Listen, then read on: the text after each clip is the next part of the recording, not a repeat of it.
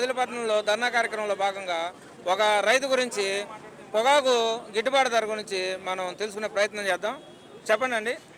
నా పేరు వెన్న ఆంజనేయ రెడ్డి, మాది మార్కాపు మండలం జమ్మనపల్లి విలేజ్. పోయిన జూన్ నెలలో పొగాకు వాళ్ళు ఐటీసీ వాళ్ళు వచ్చి ఎకరాకు 10 క్వింటాల వరకు పర్మిషన్ ఇచ్చి బాండ్లు ఇచ్చారు. ఆ బాండ్లు వాళ్ళ దగ్గర పెట్టుకున్నారు. ఈరోజు ఐటీసీ వాళ్ళు జిఎస్సీ వాళ్ళు నల్ల బండ్లు వేయించి మళ్ళా వైట్ బండ్లు వేసిన వాళ్ళకు నల్ల బండ్లు 2 ఎకరాలు 4 ఎకరాలు వేసిన వాళ్ళకు 2 ఎకరాలు అని చెప్పి ఇచ్చి ఈ రోజుకు కేజీ పొగాకు కూడా కొనలే.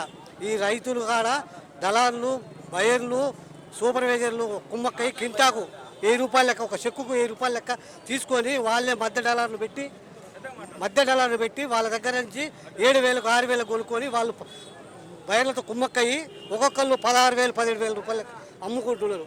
ఈరోజు ఏంది పరిస్థితి అంటే మాకు పొగాకు షెడ్లలో నిండిపోయినాయి, ఇంకా ఉత్పత్తి ఎక్కువ ఉంది, తర్వాత అమ్ముతామని చెప్పి ఈ బయర్ల చేత బ్రోకర్ల చేత కొనిచ్చి రైతులను నట్టేయడం ఉంచి ఈరోజు పొగాకును అమ్ముకోకుండా నేను ఎకర వేస్తే 8 చెక్కులు అయితే కేజీ అమ్మడానికి కూడా నాకు పర్మిషన్ లేదు.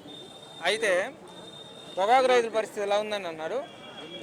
మిర్చి పరిస్థితి ఎలా ఉంది? ఈరోజు మిర్చి కింటా కోయడానికి 8,000 అయితే ఈరోజు అమ్మితే 8,000 అయింది. మందు బస్తాలు, అరకద్దెలు, కవులు, కూలీలు మొత్తం కలిపితే ఒక కింటాకు వచ్చేసి 14,000 ఖర్చు వస్తుంది. కనీసం 16,000 అమ్మితే రైతుకు 2,000 మిగులుతాయి. అటువంటిది ఈరోజు 8,000 అమ్ముతుంటే ఒక రైతు 30 క్వింటాలు కోపిస్తే 2,30,000 వస్తే పురుగు మందాకి చచ్చిపోయాడు, ఇంకా 50,000 అప్పుబడి. ఆ విధంగా ఈరోజు గవర్నమెంట్ ఈరోజు పద్ధతి ఈ విధంగా జరుగుతుంది. ప్రజల మీద శ్రద్ధ కలిపి మార్ఫెడోల ద్వారా మిర్చి పొగాకులు కొనుగోలు చేసి న్యాయం చేయవలసిందిగా కోరుచున్నాం. ఇప్పుడు మీకు ఈ సంవత్సరం రైతు భరోసా రైతు భరోసా లేదు, తల్లికి వందనం లేదు, తల్లికి వందనం లేదు, ఉచిత బస్సు లేదు.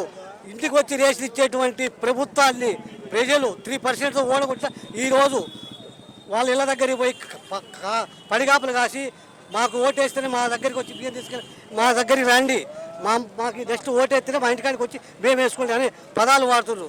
ఇది వరకు ఒక ఇంటి దగ్గరికి వెళ్ళి వచ్చేదాకా ఉండి ఇచ్చేవాళ్ళు. ఈరోజు వాళ్ళే డైరెక్ట్గా నీకు పోకుంటే నువ్వు సేల్ పెట్టు 14 రూపాయలకి ఇస్తాం అని చెప్పి డీలర్లు ఇదేరు. ఉపాధి హామీ పథకంలో మాకు నెక్స్ట్ సర్పంచ్కి ఓటేస్తే పనికి రాండి, లేకపోతే మీకు వద్దు అని చెప్పి గవర్నమెంట్ మీద ఈ విధంగా ఏందో చేసుకోపోండి.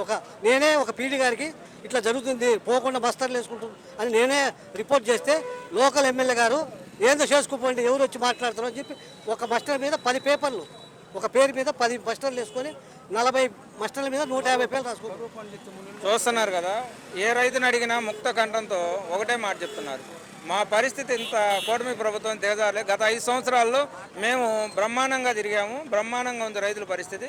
ఈ సంవత్సర కాలంలోనే రోడ్డు మీద పడి ఆత్మహత్య చేసుకునే పరిస్థితి వచ్చిందని రైతులు గోడు ఎల్లబోసుకుంటున్నారు.